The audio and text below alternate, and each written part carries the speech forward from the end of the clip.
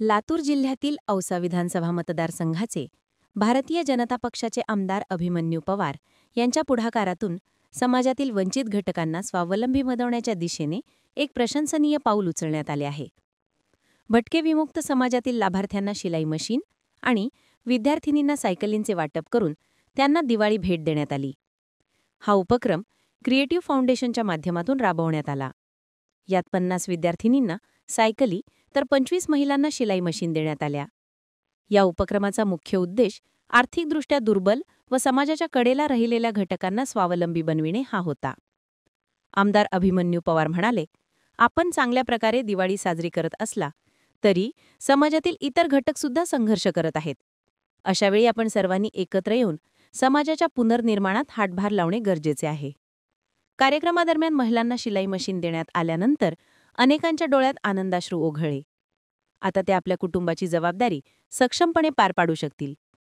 त्याचबरोबर सायकल मिळालेल्या शाळकरी मुलींच्या चेहऱ्यावर समाधान आणि आनंद झळकत होता. आता त्यांना शाळेत ये-जा करणे सोपे होईल आणि शिक्षणाच्या प्रवासात आणखी प्रगती करता येईल. सामाजिक कार्यकर्त्यांनी आमदार अभिमन्यू पवार यांच्या या मानवतावादी उपक्रमाचे कौतुक केले. ही संकल्पना अंत्योदयाची आहे. संकल्पना समाजातील जो शेवटचा घटक आहे त्या घटकातील सामान्य कुटुंबांना मुख्य प्रवाहामध्ये आणण्याचा हा कार्यक्रम आहे.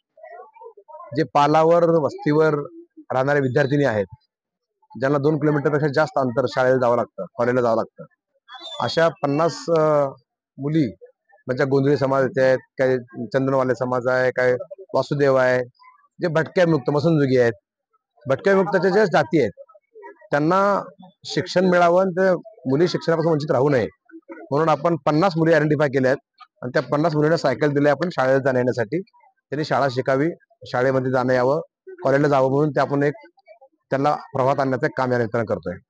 त्याचबरोबर या विविध समाजातील एक 25 महिला ज्या गटामध्ये सक्रिय आहेत त्या महिलांना आयडेंटिफाय करून DIC टायअप केलेलं आहे. DIC त्याला ट्रेनिंग देणार आहे आणि आपण त्यांना क्रिएटिव्ह फाउंडेशनच्या माध्यमातून मशीन देणार आहोत. जी मशीन साधारण 20-22 हजाराची मशीन आहे.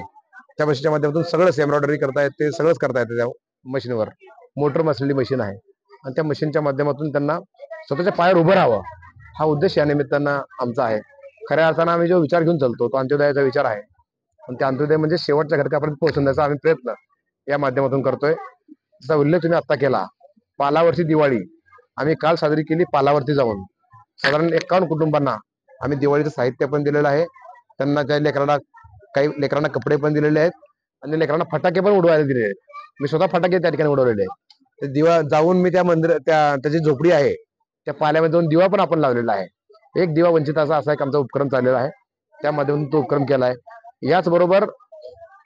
याचबरोबर त्या दिवाळीच्या निमित्तानं या सगळ्यांना शुभेच्छा देत असताना खऱ्या अर्थाने दिवाळी त्यांनी साजरी करावी हा प्रयत्न आमच्या माध्यमातून होतोय.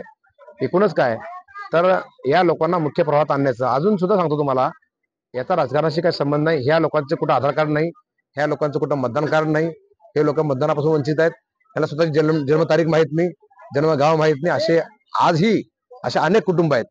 त्या कुटुंबांना मुख्य प्रवाहामध्ये आणण्याचं, त्यांना भारतीयत्व प्रदान करण्याचं काम या आमच्या माध्यमातून होणार आहे. एवढंच. हारून न्यूमीन, NTV न्यूज मराठी, लातूर.